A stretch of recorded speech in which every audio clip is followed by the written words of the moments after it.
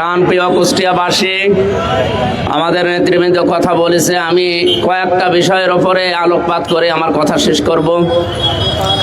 এখন নতুন ফ্যাসিস্ট হওয়ার জন্যে যে মানুষগুলো এই কুষ্টিয়াতে বিশেষ করে মাথা চাড়া দিয়ে উঠতেছে, আমরা এই বাড়িগুলোর দিকে একটু তাকাতে বলবো। এই সেই বাড়িগুলো যেখান থেকে পানির বোতল, শরবতের বোতল আমাদের জন্য এই মানুষগুলো ফেলে দিয়েছিল। সুতরাং আবারও যদি কোনো ছাপড়ি সংগঠন, আমি তো এর আগেও বলেছি, এখনো বলছি, যাদের সভাপতি সেক্রেটারি ছাড়া বাংলাদেশে আর কাউকে খুঁজে পাওয়া যায়।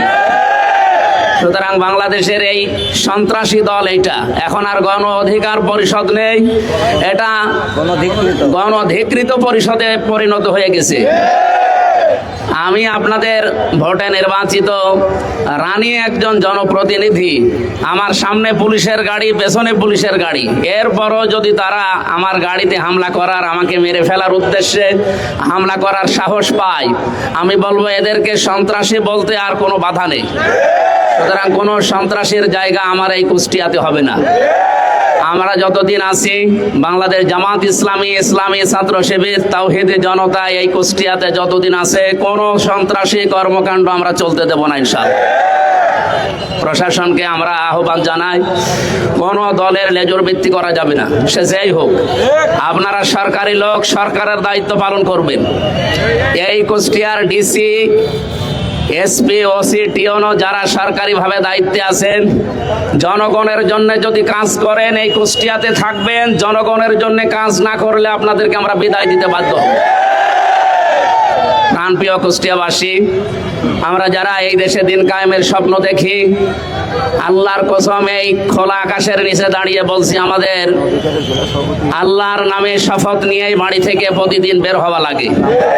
সুতরাং আমরা যেহেতু বের হয়েছি, সন্ত্রাসী সামনে যেই হোক, বিশেষ করে গণ অধিকার পরিষদের নাম নিয়ে এখানে আব্দুল খালেক, তৌকির এবং নাম না জানা আরো কিছু মানুষের ভিডিও ফুটেজ যেগুলো আছে, আমরা অলরেডি তাদের নামে মামলা দিয়েছি। 24 ঘন্টা সময় দিলাম, যদি গ্রেপ্তার করে আইনের আওতায় আনা না হয়, আমরা ডিসি অফিস ঘেরাও করব। আপনাদেরকে সাবধান করছি, এই কুষ্টিয়াতে কোনো সন্ত্রাসী কর্মকাণ্ড চলতে দেওয়া হবে না ইনশাআল্লাহ। এখান থেকে আজকে কয়েকটা বিষয় জানিয়ে দেই। আমার আসনের ভেতরে বাংলাদেশের এটা একটা আলাদা আসন, আমি তো বলেছি এখানকার সরকারি আমি। সুতরাং এই জায়গায় কোনো চাঁদাবাজি আমার আসনে চলবে না ইনশাআল্লাহ। কেউ কাউকে চাঁদা দেবেন না, কেউ কারো কাছে চাঁদা নেবেন না। যদি কেউ চাইতে আসে, বলবেন এমপি সাহেবের কাছে দেওয়া আছে, ওখান থেকে ভাগ নিয়ে আসেন। কার বাবার বুকের কলিজা এত বড় হয়েছে আমি দেখবো ইনশাআল্লাহ। 2 নম্বরের বিষয় বলছি, যারা আমাদের সদর থানার এবং ইবি থানার যারা দায়িত্বে আছেন, এই জেলার এসপি, ডিসি যারা আছেন, জনগণের জন্য এখন থেকে আমরা যা বলবো আপনাদের জনগণের জন্য হলে এইটাই করা লাগবে। এর বিপরীত যদি কোনো কিছু আমি দেখি বা আমরা দেখি, আপনাদেরকে কিন্তু এই জেলায় আমরা আর থাকতে দেবো না। কারণ এই জেলা আমাদের জেলা, আমাদের প্রাণপ্রিয় জেলা। এই জেলাকে আমরা যেভাবে সুন্দর এবং স্বচ্ছভাবে গড়তে চাই, আপনাদের সাহায্য নিয়ে আমরা আশা করব আপনারা সাহায্য করবেন।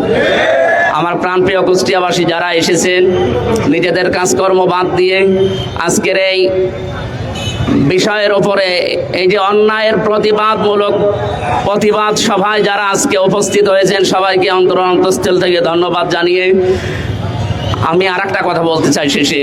বাংলাদেশে এই 55 বছরে যে গেমটা জামাত শিবিরের উপরে খেলা হয়েছিল, রাজাকার, আলবদর, জঙ্গি, বিভিন্ন ট্যাগ দিয়ে, এগুলো ভারতের একটা নাটক।